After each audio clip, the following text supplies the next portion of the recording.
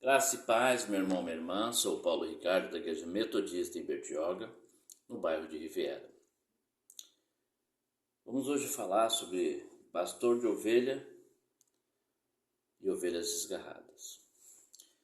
Você entende que o seu pastor é o seu pastor? Ou você entende que o seu pastor é seu empresário? Imagine que eu faço parte do ministério de louvor, toco muito, canto muito, né? Ou eu faço parte ali do Ministério de Comunicação, eu faço web páginas, eu faço várias coisas. Eu sou da ação social, que é o meu caso, né? E eu consigo fazer grandes projetos e ajudar bastante gente. E aí chega um determinado tempo que o pastor me põe numa posição que ele fala, olha, eu preciso que agora você deixe outras pessoas fazerem. Não, mas isso aqui é minha vida, eu tenho que fazer isso aqui.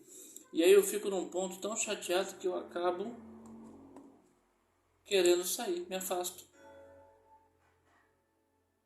E aí me afasto. Só que tem pessoas que sabem, né, o que eu sei fazer. E aí eu sou convidado a fazer parte de outra congregação. Não, vem pra cá e tal. E aí eu sou recebido. E já chegando lá, já me põe para trabalhar naquilo que eu fazia, seja no louvor, na ação social, na comunicação, seja lá no que for. E aí eu começo a ficar falando, porque agora estou sendo reconhecido, porque o pastor não me deu o seu devido valor, porque os líderes lá não estavam vendo que eu tenho capacidade. Nós fazemos parte de uma congregação e às vezes nós precisamos de um tempo também, precisamos recarregar algumas coisas em nós. Então tudo aquilo que nós temos um dom é dado por Deus, seja um dom para cantar, e tudo que é dom é dado por Deus para ser usado para Deus. Então, se você tem um dom que é louvar, é para louvar, é para tocar outras pessoas.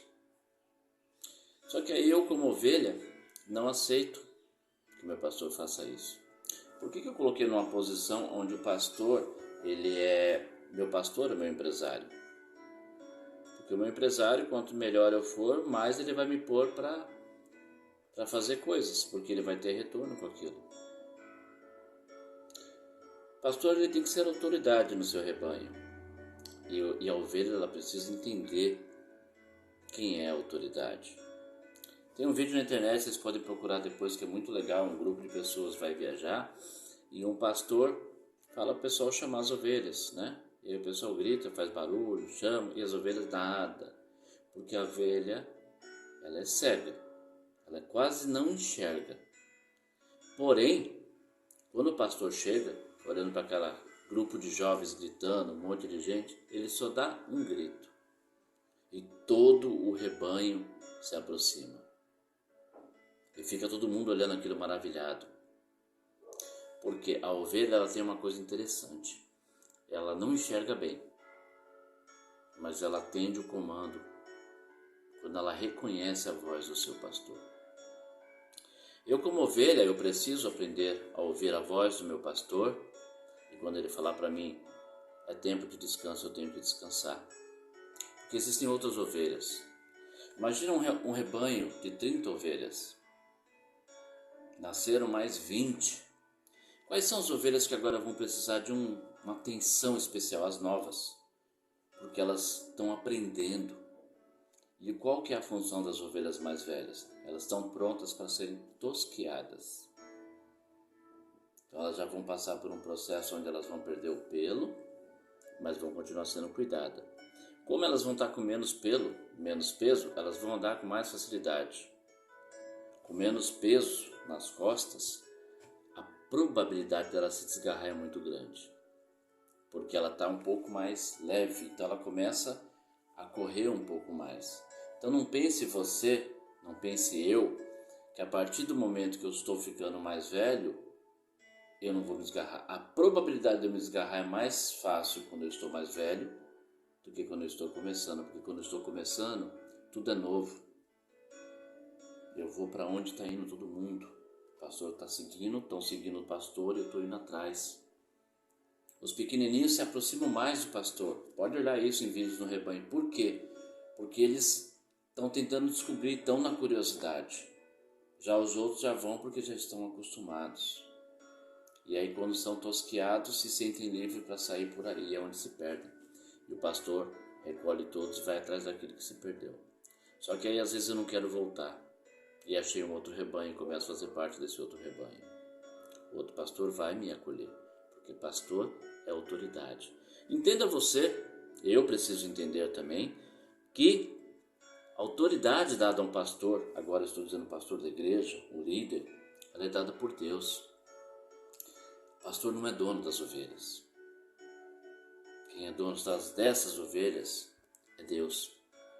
Deus dá na mão do pastor para que ele cuide. Então o que ele faz sob o comando de Deus.